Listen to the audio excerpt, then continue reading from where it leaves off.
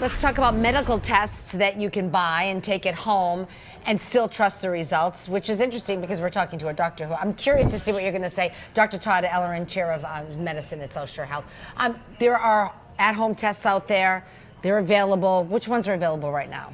First of all, I'm the vice chair, not the chair. Okay, my boss will. You know what? The teleprompter went so fast I couldn't grab the vice thing. Okay. Excuse me. This is the vice chair. I'm the just vice teasing. chair. I'm teasing. Okay, so I think these are great tests. Remember, we're talking about FDA-approved tests. That's important because that means it's been sort of vetted more. It's more but sensitive. How do you know? You can know. You go online. The package, the product should say FDA-approved. And so, what are the tests? I mean, tests like pregnancy tests and COVID tests, right? Those are tests that you can get the result immediately. Then there are tests where you collect the specimen, like this recently approved cervical cancer screening test. Okay, and then you have to mail it in, and you get the results, let's say within a couple of weeks. Do we trust that?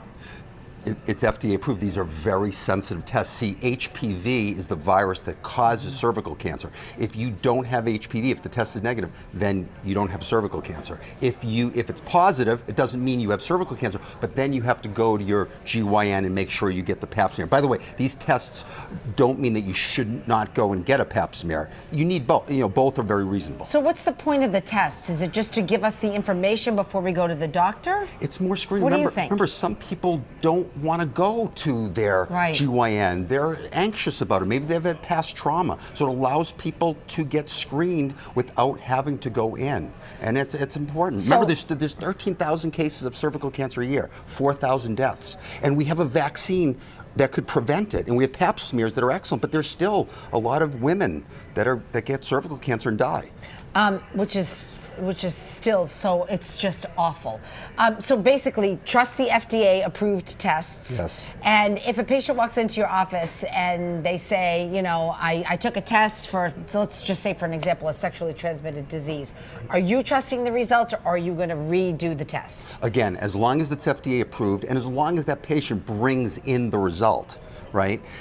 Sure, we will treat based on that. Now, remember, there's lots of different sexually transmitted infections. They may bring in the result that says they have gonorrhea and don't have chlamydia.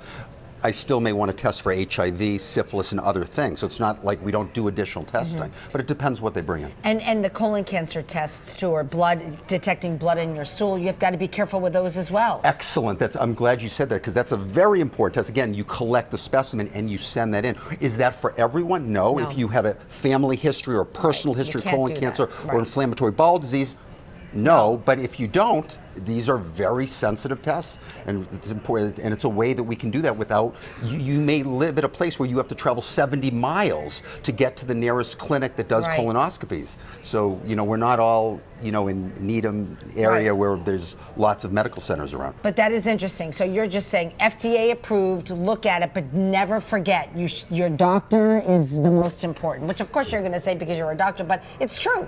It's true. Remember, when you go in, let's say to your GYN, they may be looking at, you may have abnormal bleeding, you may have to discuss menopause, discuss pregnancy prevention. And the other thing, this is, I think this just allows increased surveillance. Surveillance means you don't have symptoms. Right. If you have symptoms, you have to go in. Yep, knowledge is power, and you can take control of that and then take the next steps. Dr. Todd Ellerin, say your title again. Head of Infectious Disease, Vice Chair. Vice Chair.